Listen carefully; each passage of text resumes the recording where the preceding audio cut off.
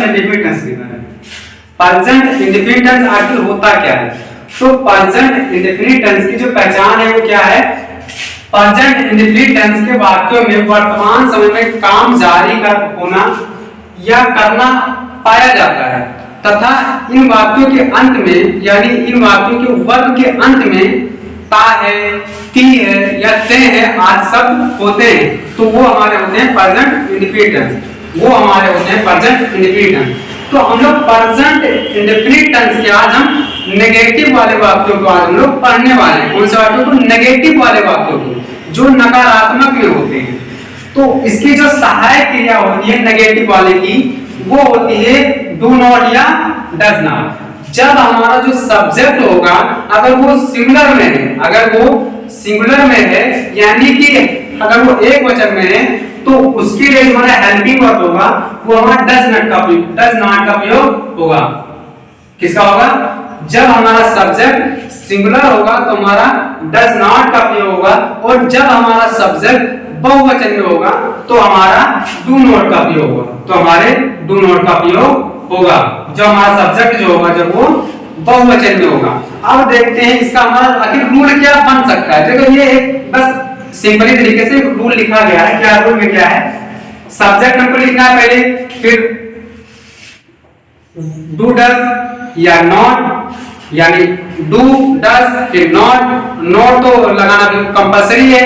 जब हमारा helping verb है यानी जो हमारा सब्जेक्ट होगा अगर वो सिंगुलर में है तो हमारा डज नॉट का प्रयोग होगा, और जो हमारा बहुवचन में है तो हमारा डू का प्रयोग होगा। फिर हमारे वर्ब का फर्स्ट फॉर्म का प्रयोग होगा। इसमें हमेशा वर्ब की फर्स्ट फॉर्म का प्रयोग किया जाता है। फिर हमारा ऑब्जेक्ट होगा, फिर हमारा शेष होगा। शेष का मतलब हुआ जो ऑब्जेक्ट से बच जाए वही हमारा क्या होता है? शेष। तो ठीक है, अब हम जानने वाले हैं एग्जांपल। तो इसका जो एग्जांपल है, प्रथम एग्जांपल को हम ध्यान से देखते हैं। क्या एग्जांपल?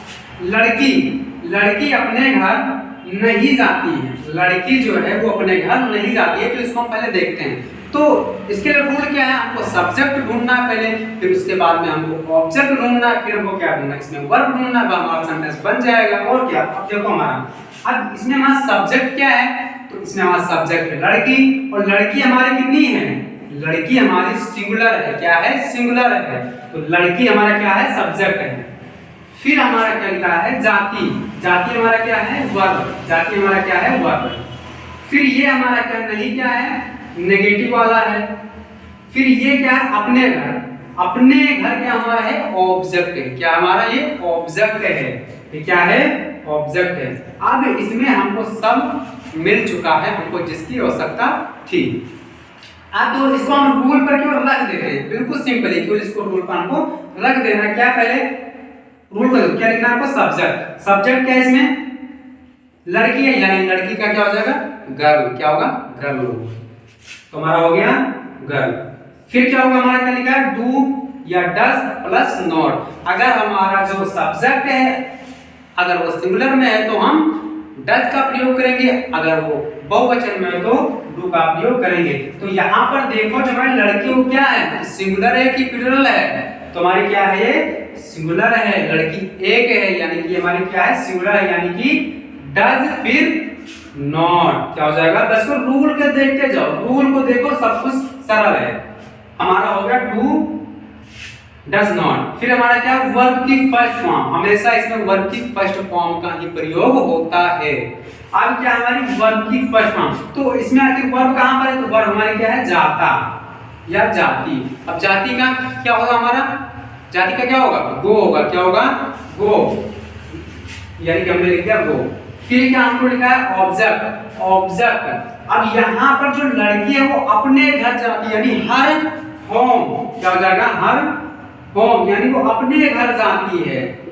हर होम। ये हमारा हो गया सेंटेंस बनकर तैयार हो चुका है। अब हमारा नेक्स्ट वाला क्या है? देखना है हम अपने स्कूल नहीं जाते हैं।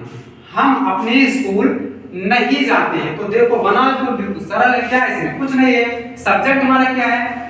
सब्जेक्ट हमारा हम है, यानी कि बी हो जाएगा, यानी हम का इंग्लिश क्या होगा? बी होगा।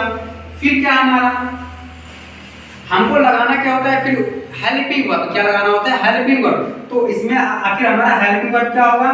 तो जो हम है, हम अपने आप को हमेशा बहुवचन मानते हैं, यानी कि जो हम है वो इसमें बहुवचन में है, यानी कि क्या हो जाएगा यहाँ पर? Do not. क्या हो जाएगा? Do not. फिर क्या लिखा हमारा? वर्ब की फर्स्ट फॉर्म वर्ब क्या होगा? जाते, जाते का गो, क्या होगा? गो। फिर क्या लिखा? ऑब्जेक्ट, यानी कि ऑब्जेक्ट जो भी शेष इसमें बचे, क्या बचा? अपने स्कूल। हम यानी बी, यानी बी के साथ अपना के लिए आवर का प्रयोग होता है, यानी आवर स्कूल, आवर स्कूल।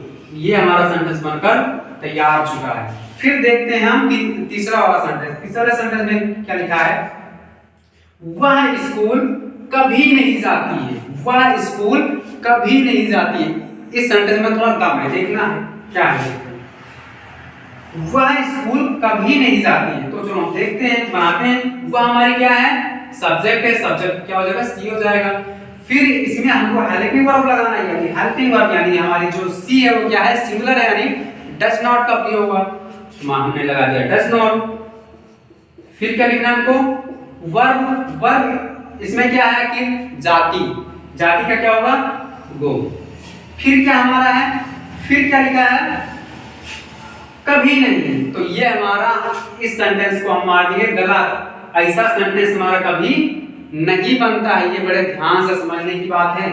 जब हमारे सेंटेंस में कभी नहीं आ जाए, क्या आ जाए? कभी नहीं, तो वहां पर हम ये डू नॉट और डज नॉट का प्रयोग नहीं करते हैं, हम डायरेक्ट नेवर का प्रयोग करते हैं। किसका होता प्रयोग? नेवर का प्रयोग होता है। तो यहाँ पर हम हेल्पिंग वर्ब के स्थान पर नेवर का प्रयोग कर देंगे। ये हमारा सेंटेंस होगा अब सही। फिर क्या हमारा होगा? वर्ब, वर्ब यानी कि गो। वो आखिर कहां पर जाती है? स्कूल में जाती है, यानी स्कूल, गो टू स्कूल। ये हमारा सेंटेंस बनकर तैयार हो चुका है। सी नेवर गो टू स्कूल। वह स्कूल कभी नहीं जाती।